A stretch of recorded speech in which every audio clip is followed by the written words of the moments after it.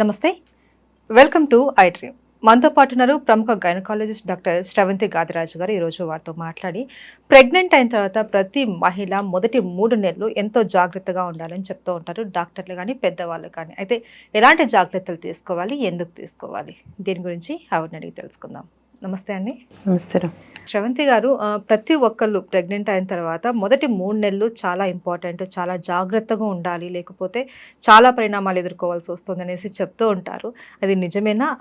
ఎందువల్ల అంటారు? అసలు ఇప్పుడు కొత్తగా ఫస్ట్ 3 మంత్స్ అనుకుంటున్నాం మహేశ్వరి. ఫస్ట్‌లో అంటే పాత కాలంలో ఫస్ట్ అసలు 3 నెలలు వెళ్ళేవాళ్ళే కాదు డాక్టర్ దగ్గరికి. ఫస్ట్ 3 నెలల తర్వాత వెళ్దాము, అప్పుడే పరీక్షలు అనుకునేవాళ్ళు తెలుసా? తెలిసేది కూడా కాదు చాలా మంది. చాలా మంది 2 నెలలు 3 నెలలు అప్పుడే 3 నెలల దాకా అసలు డాక్టర్ ఎందుకు, మందులు ఎందుకు అనేవాళ్ళు. సో ఇప్పుడు కాలంలో ఎందుకు మనం ఫస్ట్ 3 మంత్స్ ఇంపార్టెంట్ అనుకుంటున్నామంటే, మనం చూస్తున్న వ్యవహార శైలి ఎలా ఉన్నాయి, అబార్షన్స్, ఒత్తుత్తనే అబార్షన్స్ అంటున్నాము. సెకండ్ది ఎల్డర్లీ అంటే లేట్గా మ్యారేజెస్ అవ్వడము, అండ్ ఇవి కాకుండా పిల్లలు రకరకాల ప్రాబ్లమ్స్తో పుట్టడము, వీటన్నిటి వల్ల ఫస్ట్ 3 మంత్స్ చాలా ఇంపార్టెంట్ అయిపోయింది. ఇప్పుడు మామూలు తర్వాత కంటే ఫస్ట్ 3 మంత్స్కే ఎక్కువ ఇంపార్టెన్స్ ఇస్తున్నాం డాక్టర్స్ కూడా. ఏం చెప్తాము, ప్రెగ్నెన్సీ రాగానే వచ్చేయండి అని చెప్పాల్సి వస్తుంది. మాకే నవ్వు వస్తుంది, ఎందుకు మనం ఇంత హడావిడి పడుతున్నాం. కానీ పరిస్థితి అలా ఉంది.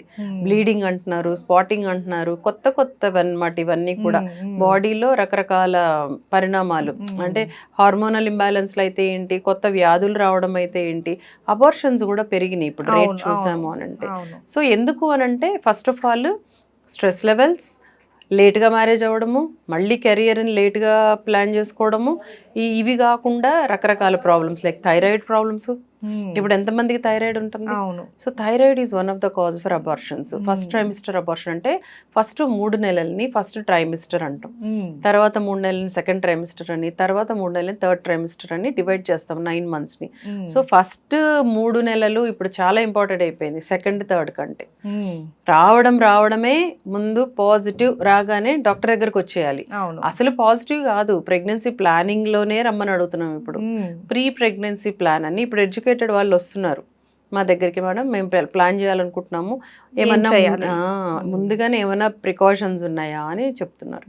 సో దాంట్లో ఇంకా ఏంటి, ప్రీవియస్గా అబార్షన్స్ అయినా, అంటే ప్రీవియస్గా ఏమైనా వేరే మందులు తీసుకున్నా, ప్రీవియస్గా ఏమైనా డిసీజెస్ వచ్చినా, లేదు ఇప్పుడు థైరాయిడ్ లాంటి వాళ్ళు, వీళ్ళు కంపల్సరీగా ముందు నుంచే జాగ్రత్త పడాలి.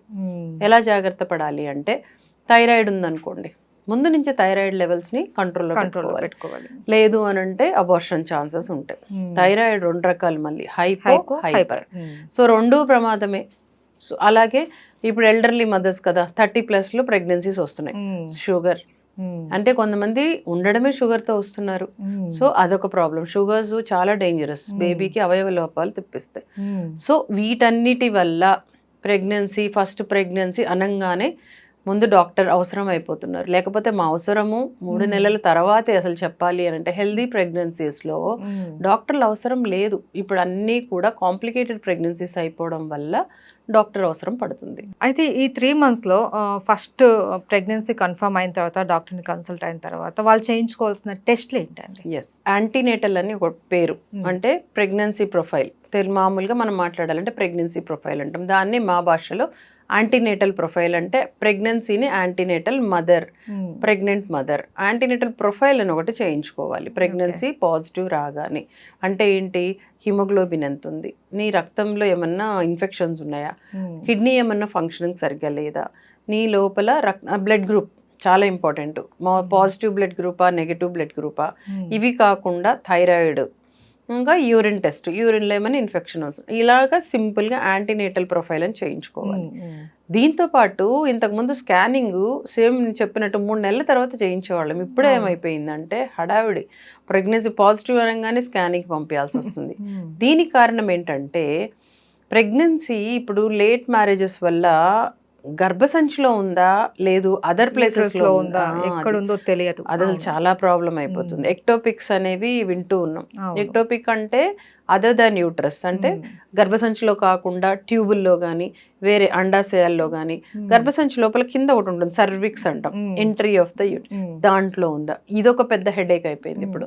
అయితే మేడం మేము విన్నాము ఈ సర్విక్స్ లో కానీ ట్యూబ్స్ లో కానీ వచ్చే ప్రెగ్నెన్సీ వల్ల మదర్ కి బాగా డేంజర్ అనేసి మదర్కి బేబీ ఎలాగూ పెరగదు, వాటిల్లో పెరిగే ఛాన్స్ లేదు, బికాజ్ గర్భసంచి యూట్రస్సే బేబీ పెంచగలిగేది.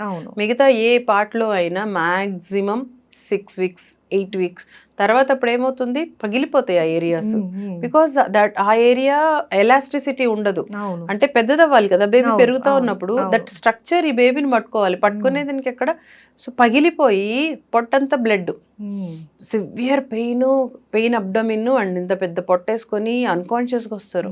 ఇది చాలా మందికి అవగాహన ఉండదు.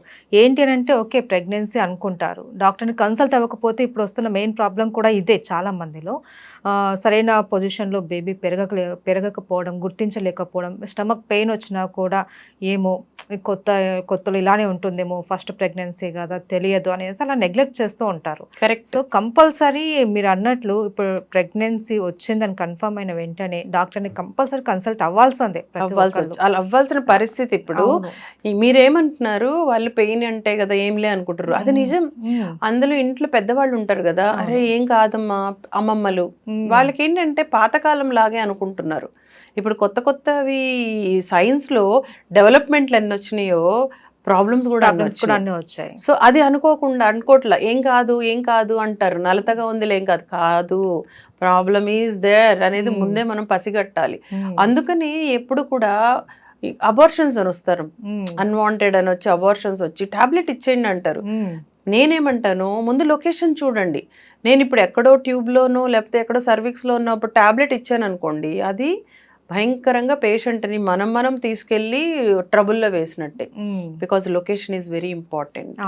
ఎందుకంటే అన్వాంటెడ్ ప్రెగ్నెన్సీస్ అంటే ఈ అన్ప్లాన్డ్ ప్రెగ్నెన్సీస్ వాళ్ళు కదా వస్తారు ప్రెగ్నెన్సీ వద్దనుకొని, యూజువల్గా అన్వాంటెడ్ వాళ్ళ దగ్గరే మనకి భయం, అవి కరెక్ట్గా ఫామ్ అయినాయో లేదో తెలియదు, బికాస్ మనం ప్లాన్డ్గా ప్రెగ్నెన్సీ ప్లాన్ చేస్తే అవి చక్కగా ఎక్కడున్నాయో కూర్చోగలం. ఇవి అన్ప్లాన్డ్ చాలా డేంజరస్. అందుకని అబార్షన్స్కి వెళ్ళే వాళ్ళు స్కానింగ్ చేయించుకోవాలి, లేకుండా ఓవర్ ద కౌంటర్ ఎవరో ఇస్తుంటారు, ఆ టాబ్లెట్లు వేసుకుంటారు, ఇవన్నీ పగిలిపోయి బ్లడ్ తోటి బ్లీడింగ్, అన్కాన్షియస్, షాక్లు అలా వస్తూ ఉంటారు. సో లొకేషన్ స్కాన్ ఇప్పుడు చాలా ఇంపార్టెంట్ అయిపోయింది, వన్ ఆఫ్ ద ఇంపార్టెంట్ అయిపోయింది. ఇంతకుముందు ఏదో 12 weeksకి ఎన్టీ స్కాన్ అని, అంటే జెనెటికల్ స్కాన్, తర్వాత టీఫా అని 5 నెలలకు ఒక స్కాన్, ఇలాంటివి చేసేవాళ్ళం. ఇప్పుడు లొకేషన్ స్కాన్ అంటున్నాం, అంటే ఆ పొజిషన్ కరెక్ట్గా బేబీ కూర్చుందా లేదా స్కాన్ కూడా చాలా ఇంపార్టెంట్ అయిపోయింది. అండ్ వ్యాక్సిన్స్ ఏమైనా వేయించుకోవాల్సి ఉంటుందా ఈ 3 monthsలో? ఫస్ట్ 3 months లేదు, గైడ్ లైన్స్ ప్రకారము 5వ నెల 7వ నెల టీటీ. మనం ప్రెగ్నెన్సీలో కావాల్సింది ఓన్లీ టెటనస్ వ్యాక్సిన్ ఒక్కటే, అంతకు మించి ఏం లేదు. కానీ కొంతమంది 3rd month ఒకటి, 5th month ఒకటి, 7th month ఒకటి అట్లా వేస్తుంటారు, దట్స్ ఫైన్. బట్ మనకి గైడ్ లైన్స్ ప్రకారము 5th 7th ఎనఫ్. అయితే మేడం ఇప్పుడు ఓకే వ్యాక్సిన్స్ వరకు మనం మాట్లాడుకున్నాము, జాగ్రత్తగా ఉండండి అని చెప్తూ ఉంటారు ఫస్ట్ ఆఫ్ ఆల్ పెద్దవాళ్ళ దగ్గర నుంచి ప్రతి ఒక్కరు. ఏంటి ఆ జాగ్రత్తలు? ప్రెగ్నెన్సీ అంటేనే అందరికి ఒక ప్రీషియస్ కదా, తల్లి అయిపోతున్నామని ఆమెకి ఎంతనో, ఫ్యామిలీ అంతా ఒక కొత్త బేబీ వస్తుందని ఒక ఆనందం. ఫస్ట్లో చాలా అపురూపం అనమాట, అది ఫస్ట్ ప్రెగ్నెన్సీ అయితే ఇంకా అపురూపం, 2-3 సరేలే అయిపోయింది అంటే. సో ఆ ఫస్ట్ 3 months ఎందుకు అంత జాగ్రత్తగా ఉండాలి అని అంటే, ఫార్మేషన్ బేబీ ఇంకా చాలా మాంసం రూపం, అంటే కణాల రూపంలో ఉంటుంది, అది డివిజన్ అవుతూ ఉంటుంది. అలాంటప్పుడు ఎక్కువ ప్రెషర్ ఇవ్వకూడదు. అసలే వామిటింగ్స్, తల తిరిగిపోతూ ఉంటుంది, ఏం తినబుద్ధి కాదు, తిన్న వెంటనే వామిటింగ్స్ అవుతాయి, పడుకోవాలనిపిస్తూ ఉంటుంది, ఒకలాంటి చాలా inconvenient. That is not unhealthy, it is a normal, but which is not able to take, అంటే అసలు తీసుకోలేము, చాలా చిరాక్గా ఉంటుంది. సో ఇంపార్టెంట్గా పెద్ద ప్రికాషన్స్ ఏం అవసరం లేదు, మామూలు మీ పనులు మీరు చేసుకోవడం, జాబ్ అన్నీ చేసుకోవచ్చు, కానీ ఓన్లీ థింగ్ తినమని ఫోర్స్ చేయొద్దు, ఎంత కావాలో అంత తినియండి. బలవంతంగా పెట్టిన వామిటింగ్స్ అయితే ఎలాగో డాక్టర్స్ వామిటింగ్స్ అంటే టాబ్లెట్స్ ఇస్తారు.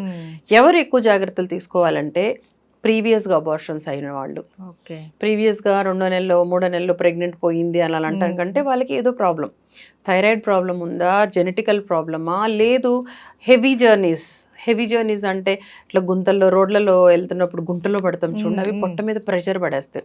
కొంతమందికి గర్భసంచి కొంచెం వీక్గా ఉండేటప్పుడు అబార్ట్ అయిపోతుంది. సో ప్రీవియస్గా అయిన వాళ్ళని మేము చెప్తాం జాగ్రత్తగా ప్రయాణాలు జాగ్రత్త, బరువులు ఎత్తద్దు, మెట్లెక్కి దిగద్దు, భార్యాభర్త కలవకూడదు కొన్ని కండిషన్స్లో, ఇలాంటి జాగ్రత్తలు. ఇది కూడా డిపెండింగ్ ఆన్ పర్సన్, అందరికీ అవసరం ఉండదు. మీరు చూస్తారు కూలి చేసుకునే వాళ్ళు ఎంత హార్డ్ వర్క్ చేస్తారు, మరి వాళ్ళకేం కాదే. సో అందరికీ కాదు, కొన్ని స్పెషల్ కేటగిరీస్ మేము వాళ్ళని రికగ్నైజ్ చేసి మీరు మాత్రం జాగ్రత్తగా ఉండండి అని చెప్తాం. అంతకు మించి ఏముండదు. అంటే ఇప్పుడు ఆర్టిఫిషియల్గా IVF అను అలాంటి వాళ్ళకి compulsory there is so precious, అంత డబ్బులు పెట్టారు. సో వాళ్ళని Day 1 నుంచి బెడ్ రెస్ట్ అని ఏం పనులు చేయొద్దు, కొంచెం జాగ్రత్తగా తీసుకెళ్ళండి అని అంటూ ఉంటాం. తప్పితే నార్మల్గా స్పాంటేనియస్గా ప్రెగ్నెన్సీ వచ్చి మంచి ఏజ్ అంటే 24, 25, 26 ఈ ఏజ్ గ్రూప్ వాళ్ళు హెల్తీగా ఉండే వాళ్ళకి పెద్దగా ప్రికాషన్స్ ఏం అవసరం లేదు. హెల్తీ ఫుడ్ తనకి నచ్చింది తినడం, తను నచ్చినట్టు పని చేసుకోవచ్చు. తినకూడని ఫుడ్ ఏదైనా ఉందా? అసలు గుడ్ క్వశ్చన్ తెలుసా ఇది, ఎంతమంది అడుగుతారో ఏం తినాలి ఏం తినకూడదు. ఎంత పెద్దవాళ్ళు చెప్పినా కూడా మళ్ళీ ప్రెగ్నెంట్ అయిన తర్వాత ఆమెకు వచ్చే డౌట్ కంపల్సరీ. కానీ అలాగ అసలు ఏమీ లేదు, తినకూడని పదార్థాలు అంటూ ఏమీ ఉండవు. సినిమాల్లో చూపించినవి అనమాట, అంటే జనరల్ నోషన్స్ అవి. పపాయ తినకూడదు, నువ్వులు తినకూడదు, అలాగేం లేదు. కాకపోతే అవి గుడ్ ఓల్డెన్ డేస్ నుంచి వచ్చినాయి. మనకి అలాంటి ఒకవేళ అయింది అనుకో, దీని వల్ల అయిందేమో. So better avoid. మనకి కావాల్సిన ఫుడ్స్ నేను అదే అంటాను, ఎందుకమ్మా అన్ని ఫుడ్స్ ఉంటే దాన్నే ఎందుకు తినాలి నువ్వు? అలాంటి మనకి మనసులో ఉన్నప్పుడు నీకు మనసులో లేదు అన్నప్పుడు ఆ క్వశ్చనే రాదు కదా. సో హ్యాపీగా నీకు ఏది కావాలో తిను. నాకు పెద్దవాళ్ళు ఇది చెప్పారండి, నాకు భయంగా ఉందంటే తినకు, సింపుల్. మనకి నెంబర్ ఆఫ్ డైట్స్ ఏది కావాలంటే అది తినొచ్చు. అవి మాత్రమే అవాయిడ్ చేయి. తిని మళ్ళీ ఆ బాధ, స్ట్రెస్ లెవెల్ అనేది మనకు అనవసరం. అక్కడ నుంచి టెన్షన్ స్టార్ట్ అవుతుంది, తినేసాం ఏమవుతుందా, అది నొప్పి వచ్చినా ఇది వచ్చినా ఏదైనా స్పాటింగ్ అయినా చాలా భయపడతారు. సో ఓన్లీ నీకు నచ్చిన ఫుడ్ తిను, బట్ బలవంతంగా పక్కన వాళ్ళు ఏం తినట్లేదండి తినక్కర్లేదండి. 4 months వరకు తిన్నా తినకపోయినా బాడీ విల్ స్టెబిలైజ్. అంటే తనకి తెలుసు బాడీకి ఏం చేయాలో. వామిటింగ్స్ అవుతుంటాయి కాబట్టి ఏం బలవంతం లేదు. 4 నెలల తర్వాత వామిటింగ్స్ అయితే తర్వాత తినడానికి ఏంటి అనేది మేము చెప్తాం. సో ఫుడ్ విషయం తినకూడనివి ఏం లేవు, హ్యాపీగా ఏం నచ్చితే అది తినొచ్చు. ప్లెంటీ ఆఫ్ రెస్ట్, పని చేసుకుంటూ కావాల్సినంత రెస్ట్. ఓన్లీ థింగ్ కొన్ని కండిషన్స్, అంటే 2 నెలలు స్పాట్ అవుతున్న వాళ్ళకి చెప్తాం కొన్ని ఇంజెక్షన్స్ టాబ్లెట్స్ పెట్టి రెస్ట్లో ఉండండి అని. అలాంటి స్పెషల్ కేటగిరీ తప్పితే మిగతా వాళ్ళందరూ they can do all there works. అంటే నార్మల్ ఇంట్లో పనులు చేసుకోవచ్చు, జాబ్కి వెళ్ళే వాళ్ళు జాబ్కి వెళ్ళొచ్చు, లీవ్ పెట్టుకొని ఉండాల్సిన అట్లా ఏం అవసరం లేదు. ఓకే రైట్ మేడం, మనం ప్రీవియస్గా ఫస్ట్ ట్రైమిస్టర్ గురించి మాట్లాడుకున్నాం. 1, 2, 3 నెలల వరకు ఒక ట్రైమిస్టర్ అంటారు. అండ్ ఇప్పుడు 4th, 5th, 6th ఈ మంత్లో మనం ఎలాంటి జాగ్రత్తలు తీసుకోవాలి ప్రెగ్నెంట్ లేడీస్? అండ్ అలాగే వాళ్ళు తీసుకోకూడని ఆహార పదార్థాలు, ఇది యాజ్ యూజువల్ ప్రతి ఒక్కరికి ఎవ్రీ మంత్ కొత్త డౌట్స్ వస్తూనే ఉంటాయి. సో జాగ్రత్తలు వీటన్నిటి గురించి కూడా మాట్లాడుకుందాం. ఫస్ట్ ఈ 4th నుంచి 6th వరకు ఎలాంటి జాగ్రత్తలు తీసుకోవాలి? జాగ్రత్తలు అంటే స్పెసిఫిక్, ఇంకా ఫస్ట్ 3 months అయినా కొంచెం వామిటింగ్స్, తల తిరగడం వల్ల ఏమైనా రెస్ట్ అంటామేమో, కానీ 4th, 5th month is the best time.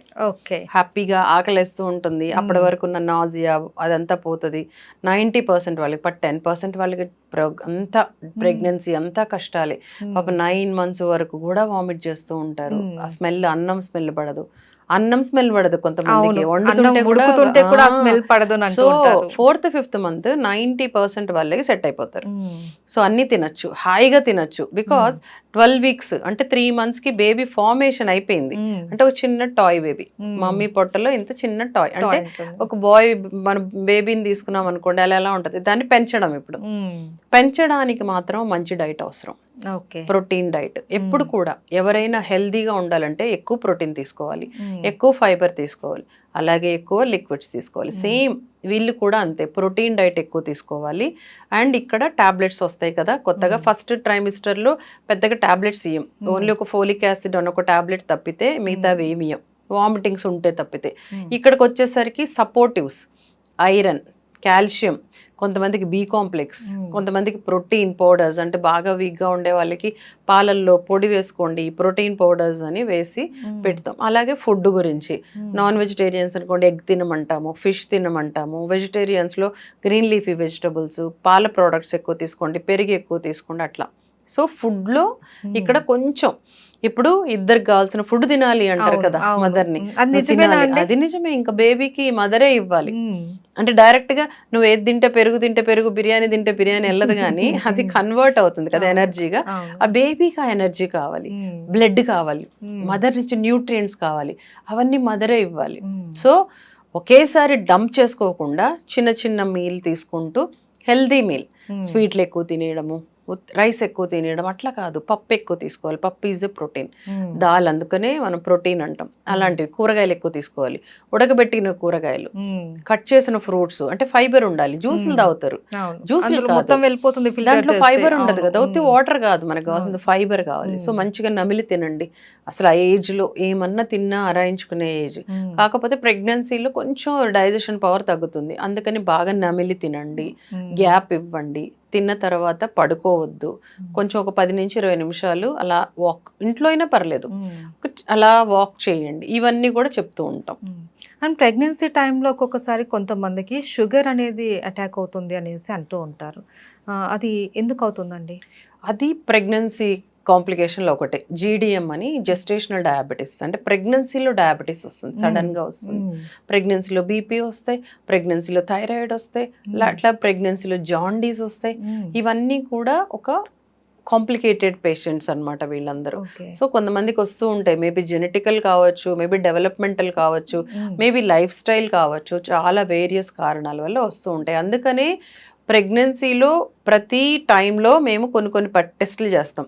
అంటే ఇప్పుడు ఫస్ట్ ప్రెగ్నెన్సీ పాజిటివ్ అనగానే యాంటీనేటల్ ప్రొఫైల్ ఎలా చేస్తామో, తర్వాత మళ్ళీ 3 monthsకి షుగర్స్ చేస్తాం, హిమోగ్లోబిన్ ఏమైనా తగ్గిందా చూస్తాం, యూరిన్లో ఏమైనా ప్రాబ్లమ్స్ ఉన్నాయో చూస్తాం, థైరాయిడ్ ఏమైనా ప్రాబ్లమ్, ఇలాంటివి ఇంపార్టెంట్ క్రూషియల్వి మేము చెప్పి ఇప్పుడు అవసరం అండి చెప్పి చేయిస్తూ ఉంటాం. ఓకే, ఈ 4th నుండి 6th monthలో కూడా ఒకసారి చేస్తారు? ఎస్, చేయాలి కూడా. Then coming to the scannings first ప్రెగ్నెన్సీలో ఫస్ట్ ట్రైమిస్టర్ ఫస్ట్ 3 monthsలో లొకేషన్ స్కాన్ చేసేసాము, హార్ట్ బీట్ వచ్చే స్కానింగ్ ఒకటి చేసుకుంటాము.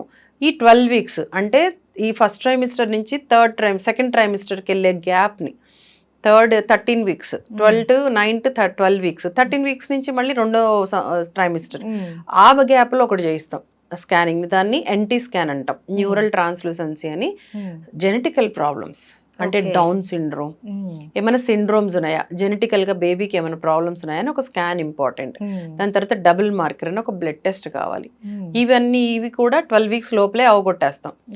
సో ఇక్కడ ఏమొస్తుంది మనకి, జెనెటికల్ గా బేబీ సేఫ్. ఒకవేళ ఏమన్నా దాంట్లో రిస్క్ గ్రూప్ వస్తే దాన్ని ఇంకొంచెం ఎక్స్టెండ్ చేస్తాం. అంటే కొంచెం బ్లడ్ టెస్ట్లు హయ్యర్ ఎండ్ వెళ్తాయి, NIPT అని, అంటే దాంట్లో కంప్లీట్గా వస్తుంది. అలాగే బేబీ చుట్టూ వాటర్ తీయడము, దాన్ని టెస్ట్ చేయడము, ఇలాంటివి హయ్యర్ ఎండ్ అనమాట.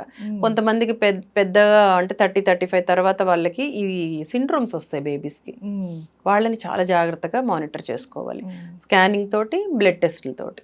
అండ్ నేను ఎక్కువగా విన్నది ఏంటంటే బేబీ గ్రోత్ అన్నది ఉండదు అనేసి అంటూ ఉంటారు. కొంతమందికి ఉండాల్సిన దానికన్నా బరువు తక్కువగా ఉండటం అని అంటారు. ఆ టైంలో ఏం చేస్తారండి? దేంట్లో అసలు ఫస్ట్ ఆఫ్ ఆల్ కాజ్ తెలియాలి మహేశ్వరి, ఎందుకు బేబీ పెరగట్లేదు అంటే మదర్కి బీపీ వస్తే ఆటోమేటిక్గా బేబీకి బ్లడ్ సప్లై తగ్గిపోయి, బ్లడ్డే కదా బేబీని పెంచడానికి, సో బ్లడ్ సప్లై తగ్గిపోయి బేబీ గ్రోత్ ఆగిపోతుంది. కొంతమంది జెనెటికల్గా మదర్కి ఏవో ప్రాబ్లమ్స్ ఉంటాయి, కొంతమంది అఫ్ కోర్స్ ఇండియాలో పావర్టీ, తినలేరు కావాల్సినంత, అలాగా మనం డబుల్ తినాలనుకున్నాం కదా, తినలేకపోతే కూడా బేబీ పెరగరు, బికాస్ మదర్ నుంచి రావాలి. మదరే తినకపోతే, కొంతమంది ఇళ్లలో మనం చాలా మంది చూస్తుంటాం ప్రెగ్నెన్సీలో కూడా ఫుడ్ పెట్టట్లేదు అంటే హెరాస్మెంట్స్ అలాంటివి ఉంటాయి. సో అలాంటి వాళ్ళకు కూడా బేబీ పెరగదు. సో మెయిన్ మనకి ఇండియాలో అనీమియా ఈజ్ మోస్ట్ కామన్, అంటే రక్తలేమి. అలా రక్తలేమి ఉండే వాళ్ళకి కూడా బేబీ సరిగ్గా పెరగరు. సో రక్తలేమిని కరెక్ట్ చేసుకుంటాం, అందుకని మనం హిమోగ్లోబిన్ చెక్ చేసుకోవడం కానీ, రెగ్యులర్గా పర్టికులర్ టైమింగ్స్ ఉంటాయి అనమాట, ఈ మంత్లో చేసుకోండి, ఈ మంత్లో, అవన్నీ కూడా దీని గురించే బేబీ గ్రోత్. అలాగే ఈ బేబీ గ్రోత్ స్టడీస్ కూడా చేయిస్తాం, గ్రోత్ స్కాన్ అంటాం. అందుకని అంటే ఈ బేబీ ఇస్ గ్రోయింగ్ గుడ్, అంటే అనుకున్నంత పెరిగిందా లేదా, వెయిట్ అనుకున్నట్లు, అంటే ఈ నెలకి ఇంత వెయిట్ ఉండాలి, అది వెళ్తుందా లేదా అనేది చెక్ చేసుకుంటూ ఉంటాం. ఒకవేళ తక్కువ ఉంటే దానికి సంబంధించి డైట్ కౌన్సిలింగ్ ఇవ్వడము, అండ్ వాటికి మెడికేషన్స్ ఉంటాయి పెంచడానికి, అంటే రక్త ప్రసరణ పెంచడానికి, అవన్నీ ఇస్తూ ఉంటాం. అండ్ ఇంకొక డౌట్, భార్యాభర్తలు కలవకూడదు ప్రెగ్నెన్సీ టైంలో అనేసి చాలా మంది చెప్తూ ఉంటారు. అది నిజమేనా? ఏ మంత్ వరకు మనం ఇలాంటి జాగ్రత్తలు తీసుకోవాలి? ఇప్పుడు మనం మాట్లాడుకున్నట్లు ఫస్ట్ ట్రైమిస్టర్ అంటే ఫస్ట్ 3 మంత్స్ అది ఫార్మేషన్ స్టేజ్ లో ఉన్నప్పుడు ప్రెషర్ ఉండకూడదు అంటాం. అది కూడా ప్రీవియస్ అబార్షన్స్ ఉన్న ప్రీషియస్ ప్రెగ్నెన్సీ అంటే ఇప్పుడు మనం అనుకున్న ఐయుఐలు ఐవీఎఫ్లు అలాంటి వాళ్ళకి anything pressure on the uterus ఉండకూడదు. అది మళ్ళీ సెకండ్ మంత్ నుంచి మళ్ళీ అంత భయం ఉండదు. మళ్ళీ థర్డ్ ట్రైమిస్టర్ అంటే 8th 9th మంత్లో మళ్ళీ కొంచెం ప్రెషర్ ఉండద్దు. సడన్గా ప్రీటర్మ్ డెలివరీస్ అంటాం, అంటే నిండకుండానే వచ్చాయి. బట్ అంత ఫోర్స్ఫుల్గా అంత ఇబ్బందికరంగా చేస్తేనే కానీ, లేకపోతే నార్మల్గా it's not a Contra indication అంటే చెయ్యకూడదు అట్లేం లేదు. కొన్ని కండిషన్స్ ఉంటాయి, మాయ కిందకు ఉండడం, గర్భసంచి మూతి లూజ్గా ఉండడం, గర్భసంచికి ఇన్ఫెక్షన్స్ ఉండడం, ఇలాంటి కొన్ని కండిషన్స్లో మాత్రం ముందే చెప్పేస్తాం నో, డెలివరీ అయ్యే వరకు ఛాన్సే లేదు, అసలు ఛాన్స్ తీసుకోవద్దు, అనవసరం ఇట్లాంటివి అని. సో అలాంటివి తప్పితే అదర్వైజ్ మనకి అది పెద్ద కాంట్రా ఇండికేషన్ కాని కాదు. అసలు ఇంకా కొంతమంది అట్లా ఉంటే నార్మల్ డెలివరీ అవుతుంది అనే ఒక నోషన్ కూడా ఉంది. మాకు చాలా మంది అడుగుతారు, అలా ఉంది, అలా ఏం లేదు, దానివల్ల నార్మల్ డెలివరీ అవ్వదు, అలా అని అబార్షన్స్ అట్లా కూడా అవ్వవు, ఎక్సెప్ట్ ఫర్ ఫ్యూ ఎక్సెప్షన్స్. అవును, కొద్దిగా హెల్త్ దాని కండిషన్ ఏంటి అన్నది మనము దాన్ని చూసుకుంటే సరిపోతుంది. అండ్ మేడం ఇంకొకటి, ఇది సిల్లీ క్వశ్చనా లేకపోతే నిజమేనా తెలియదు, చాలా మంది ఏంటంటే మాకు నల్లని వస్తువులు ఏవైనా తింటే బేబీ నల్లగా పుడతారు అనేసి కొన్ని రకాల ఫ్రూట్స్ తినాలి అన్నా కూడా అవాయిడ్ చేస్తూ ఉంటారు, నల్లని వస్తువులు తినాలన్నా కూడా. నిజమేనా అది నల్లగా? అసలు అది నల్లగా పుట్టేదానికి అది ఒక్కటే కాదు మహేశ్వరి, ఇంకా తెలుసా, కోడిగుడ్లు తింటే బేబీకి జుట్టు రాదు అంటే వాడు గుండుతో పుడతాడు. కొన్ని సిల్లీ అనిపిస్తాయి, బట్ ఏంటంటే ప్రెగ్నెంట్ లేడీకి ఎందుకు మరి ఇలా చెప్తున్నారు కదా, అవాయిడ్ చేద్దాం అన్నట్టు అనుకుంటారు అన్ని. అదంతా కూడా జస్ట్ కొన్ని మనకి పాతకాలంలోవి కొన్ని సైంటిఫికల్ గా కరెక్ట్ అయితే కొన్ని అలా నువ్వు అన్నట్టు సిల్లి నవ్వు వస్తుంది అనమాట. వాళ్ళు అడిగితే కూడా నేను నవ్వేసి హర్ట్ చేయకూడదు కదా, లేదండి అలా అయితే లేదు, బట్ మీకేమన్నా అలా ఉంటే తినద్దు అని చెప్పేస్తా నేను సింపుల్ గా. బికాజ్ నో, మీరు తినాలి అని చెప్పకూడదు ఎప్పుడు, వాళ్ళని హర్ట్ చేసిన వాళ్ళు అవుతాం. సంవత్సరాలుగా కొన్ని అంటే తరాలుగా వచ్చిన నమ్మకాలు కదా ఫ్యామిలీస్ లో. సో అలా అయితే ఏముండదు అసలు, సైంటిఫికల్ గా కానీ ఎక్కడా కూడా ఒక ప్రూవ్ కూడా లేదు. సో అసలు టెన్షన్ పడక్కర్లేదు, హాయిగా ఏది కావాలంటే తినచ్చు. సో ఫస్ట్ 3 months మనం ఎంత జాగ్రత్తగా ఉంటామో, తర్వాత ఉన్న ఈ 3 monthsలో మనం కొద్దిగా రిలాక్స్ అవ్వచ్చు.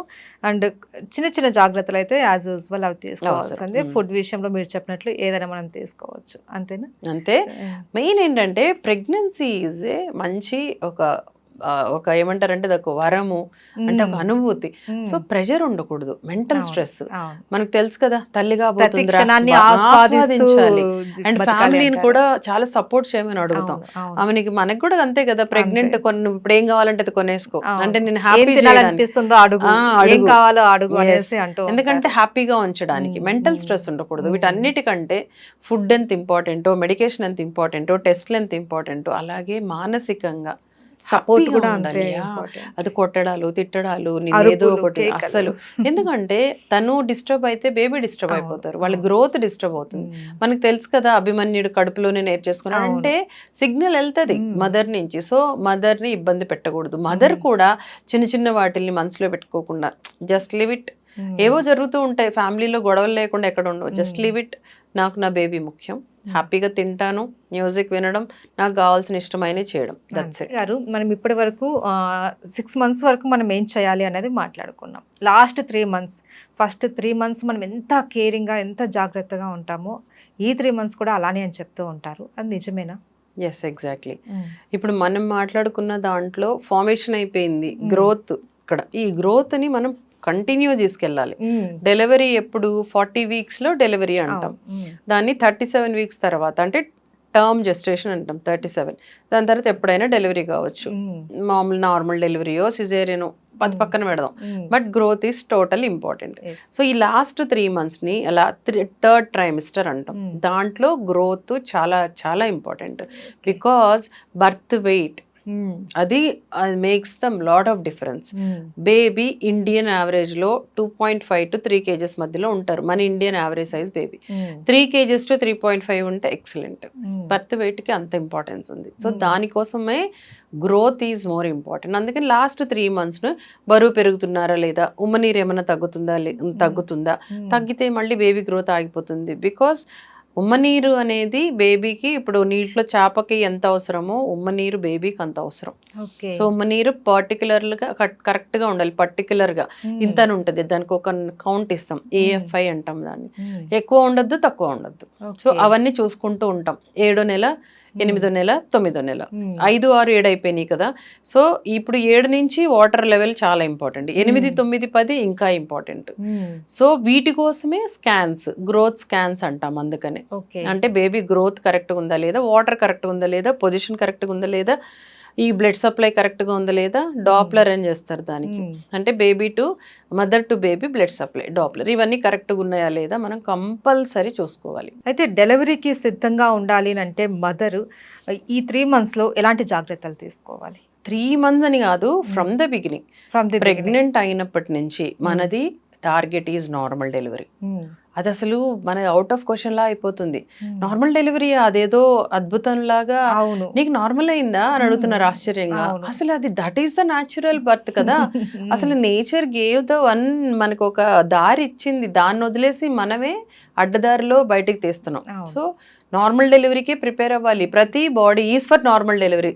డిక్టమ్ కొన్ని ఉంటాయి, సెట్ కావు. అంటే బేబీ కాళ్ళ కింద ఉండడం, మదర్ పేగు చుట్టుకోవడం కూడా ఒకటి కాదు. ఒకటికి ఏం ప్రాబ్లం లేదు, 2, 3 అది కూడా స్కాన్ లో చూపిస్తాయి అనమాట. అలాంటివో లేదా కొన్ని ఇండికేషన్స్, అంటే వేరేవి, అంటే బేబీ పెరగలేదు, అంటే బ్లడ్ సప్లై తగ్గిపోయింది, నార్మల్ డెలివరీ స్ట్రెస్ తీసుకోకపోవడము, అలాగే అడ్డంగా ఉండడము, కాళ్ళ కింద ఉండడం, మదర్ వేరే ప్రాబ్లమ్స్ తో ఉండడము, రకరకాల వేరే డిసీజెస్ ఉంటాయి అలాంటివి.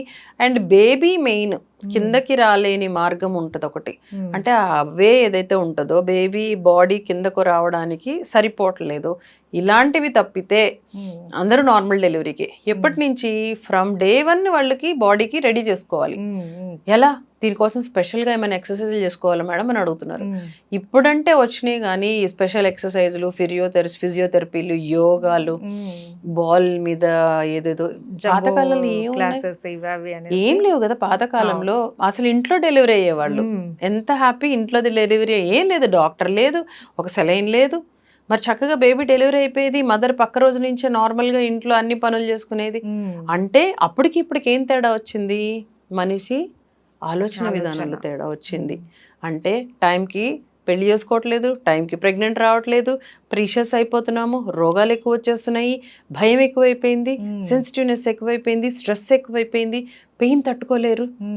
Delivery pain is death pain. అవును, చచ్చిపోయినట్టు భయపడే చాలా మంది. ఎందుకు అది తప్పదు. ఇప్పుడు ఒకటి ఇచ్చారు అని అంటే భరించాలి కదా. కానీ ఆ పెయిన్స్ పడినంతసేపే, బేబీ బయటికి రాగానే అసలు ఆ పెయిన్ ఎలా ఉంటది అని అనిపిస్తుంది. అండ్ మదర్ ఇట్లా చక్కగా లేచి ఫిట్ అండ్ హెల్దీగా వెళ్ళిపోవచ్చు. అలా ఉండదు కదా. బెడ్ మీదే 3 రోజులు, తర్వాత ఇంకో 3 రోజులు మనం రెస్ట్లు, ఏ బరువు పనులు చేయకూడదు, బ్యాక్ ఏక్ అంటారు, పొట్టొస్తుంది, వెయిట్ పెరుగుతారు. మదర్స్ నార్మల్ డెలివరీ వాళ్ళని మీరు సిజేరియన్ వాళ్ళని చూడండి, చాలా డిఫరెన్స్.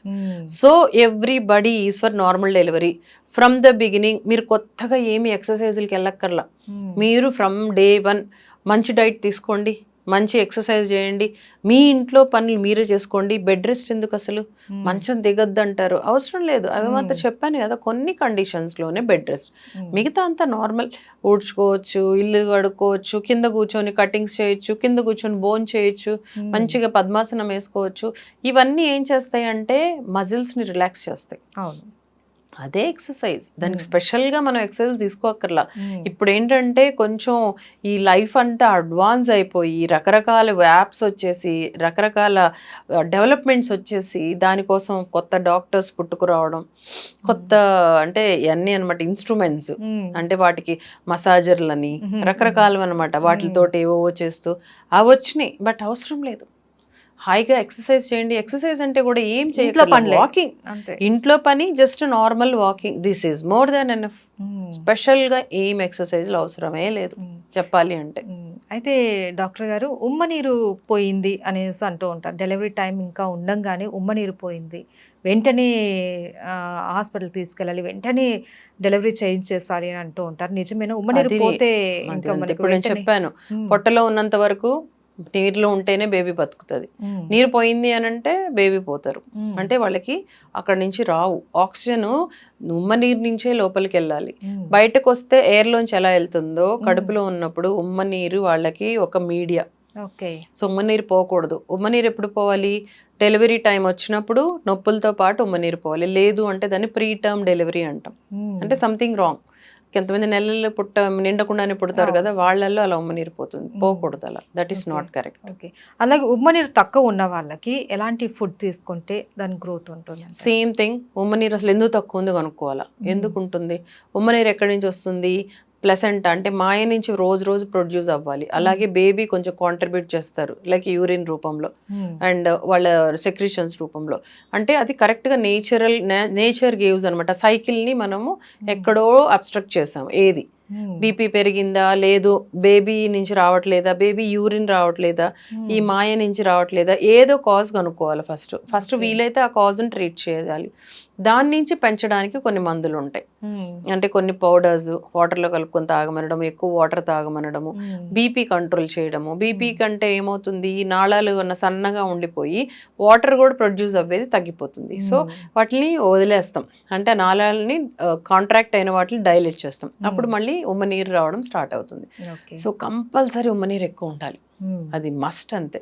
ఓకే. అంటే యాడిక్వేట్గా ఉండాలి. ఎక్కువ హ్మ్. వద్దు, తక్కువ వద్దు. హ్మ్. ఎక్కువ ఉంటే కూడా ప్రాబ్లం. హ్మ్. మదర్కి షుగర్ ఉంటే బేబీ చుట్టూ వాటర్ ఎక్కువ వస్తుంది. హ్మ్. మనకి అది కూడా ఉండకూడదు. పొట్టింత వచ్చేస్తుంది, గాలి ఆడనంత ఇబ్బంది పడుతుంటారు వాళ్ళు. హ్మ్. ఏదైనా సరే కంట్రోల్‌లో ఉండాలి. మనకి ఎంత ఉండాలో అంత. ఎస్. అదే మనకి హెల్తీ కూడా. ఎస్. అండ్ ఆఫ్టర్ డెలివరీ తర్వాత ఫస్ట్ చేయాల్సిన ప్రికాషన్స్ ఏంటి?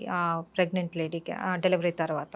ఏ మనకి దాంట్లో కూడా ఏం లేదు. ఏం లేదు. జస్ట్ హ్యాపీగా మంచి ఫుడ్ తీసుకోండి. హ్మ్. కొన్ని మందులు ఆల్రెడీ చెప్తాం, అవేసుకోండి. బ్రెస్ట్ ఫీడింగ్ ఇవ్వండి హ్మ్. ఫస్ట్. హ్మ్. అసలు పుట్టిన వెంటనే స్టార్ట్ చేసేస్తాం బ్రెస్ట్ ఫీడింగ్. బేబీ హ్మ్. కేర్ అవును. మదర్తోనే బేబీని ఉంచాలి. Full breast feeding, exclusive breast feeding ఇవ్వాలి. హ్మ్. మదర్ ఏం చేయాలి అంటే పొట్టకట్లు కట్టుకోవడము, హ్మ్. ఎండబెట్టుకోవడం. అంటే ఏం తినరు, అవేవో పొడులేసి పెడతారు. అలా కాకుండా మంచిగా పుష్టికరమైన ఫుడ్ తినాలి. హ్మ్. ఈ పొట్టకి చీరలు, టవల్స్ అలాంటివి కట్టకూడదు. హైజీన్ కట్టకూడదా అండి? కట్టకూడదు ఓకే. అసలు. అవి గర్భసంచి కిందకి జారిపోతుంది. అది హ్మ్. కట్టకూడదు. హ్మ్. అది రాంగ్ నోషన్ అది ఒకటి. ఓకే. సో, పొట్ట చాలా మంది తగ్గడానికి ఏంటనంటే నడుముకి బలం ఉంటాది అనేసి టైట్‌గా హ్మ్. కట్టేసుకుంటూ ఉంటారు. That is wrong. ఓకే. కట్టకూడదు. హ్మ్. మాక్సిమం బెల్ట్ అది కూడా ఒక నెల తర్వాతే. హుహు. బట్ వాటన్నిటి వల్ల ఏం పెద్ద యూజ్ ఉండదు. ఓకే. ఓన్లీ ఒక టైట్‌నెస్ అనిపిస్తది అంతే తప్పితే ఏం యూజ్ లేదు. హ్మ్. సో పర్టిక్యులర్‌గా ఇది చెయ్యాలి, ఇది చేయకూడదని ఉండదు. హ్మ్. You can go for all normal things but not with హెవీగా. హ్మ్. హెవీ వెయిట్స్ ఎత్తేయడము, హెవీ పనులు చేయడం. ఎట్లయినా బాడీ కొంచెం వీక్ వీక్‌గా అయి ఉంటుంది. ఉంటుంది కాబట్టి హ్మ్. 6 వీక్స్